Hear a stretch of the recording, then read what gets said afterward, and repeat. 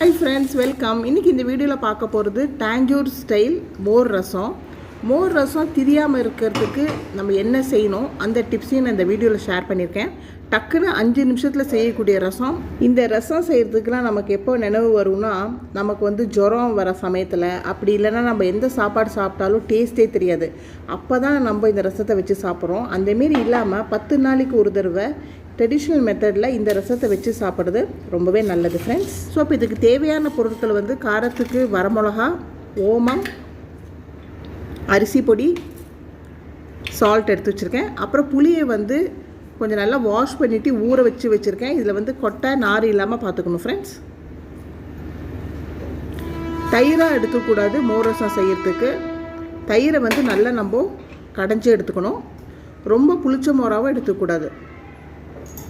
இப்போ இதில் கொஞ்சமாக மஞ்சள் பொடியை சேர்த்து மோர் ரசத்துக்கு தேவையான சால்ட்டை போட்டுக்கலாம். இந்த ரசத்துக்கு கருவேப்பிலை, கொத்தமல்லி கண்டிப்பாக சேர்க்கவே மாட்டோம். புளியை கொஞ்சம் ஊற வச்சுருந்தேன் இல்லையா, ஸோ அந்த புளியை நான் இந்த பாத்திரத்தில் போட்டு வச்சுறேன்.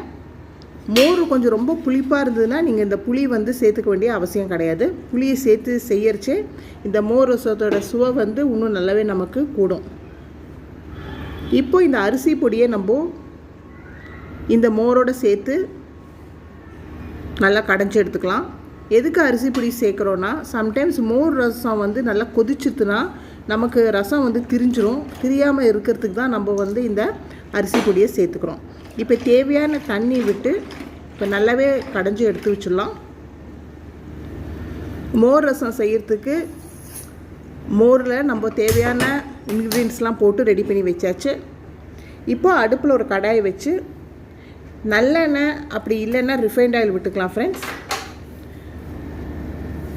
எண்ணெய் கொஞ்சம் சூடானதுக்கப்புறம் நான் கடுகு போட்டுக்கிறேன். கடுகு போட்டுக்க வேண்டிய அவசியம் கிடையாது. நான் ஏன் கடுகு போட்டுக்கிறேன்னா, கடுகு கொஞ்சம் வெடிக்கிற சமயத்தில் நம்ம ஓமத்தை சேர்த்துக்கணும். இது கூட பெருங்காய கட்டி அப்படின்னா பெருங்காய பொடியை சேர்த்து விட்டுருங்க. அந்த மோர் கடைஞ்சி வச்சுருந்தோம் இல்லையா, அதில் நல்லா இப்போ மிக்ஸ் பண்ணி விட்டுக்கலாம்.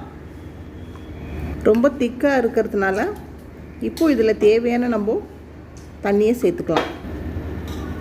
ரொம்ப கெட்டியாக இருந்ததுன்னா அது மோர் குழம்பு டேஸ்ட்டில் வந்துடும். இப்போ டேஸ்ட் பண்ணி பார்த்துட்டு உப்பு வேணாலும் இப்போயே நம்ம ஆட் பண்ணிக்கலாம். வரமிளகாவை கிள்ளி போட்டால் தான் நமக்கு ரசத்தில் காரம் ஏறும். ஒரே ஒரு வரமிளகாவை கிள்ளி போட்டு மிச்சம் 2 குண்டு மிளகா போட்டிருக்கேன். கடுகு கொஞ்சம் வெடிக்க ஆரம்பித்ததுக்கு அப்புறமா இந்த ஓமத்தை சேர்க்கணும். ஓமம் நமக்கு ரொம்ப கருகி போய்டுதுன்னு வச்சுக்கோங்களேன், அதோட மெடிசினல் வேல்யூஸ் நமக்கு கிடைக்காம போயிடும். ஸோ லைட்டாக கொஞ்சம் பொரிஞ்சாலே போகிறோம்.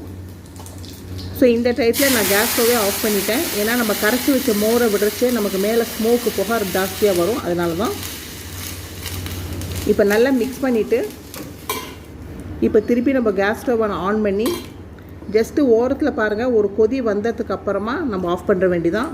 இன்னும் கொஞ்சம் தண்ணி தேவைப்படுறது, அதையும் சேர்த்துக்கிறேன். கன்சிஸ்டன்சி இப்போ கரெக்டாகவே இருக்குது ரசத்துக்கு.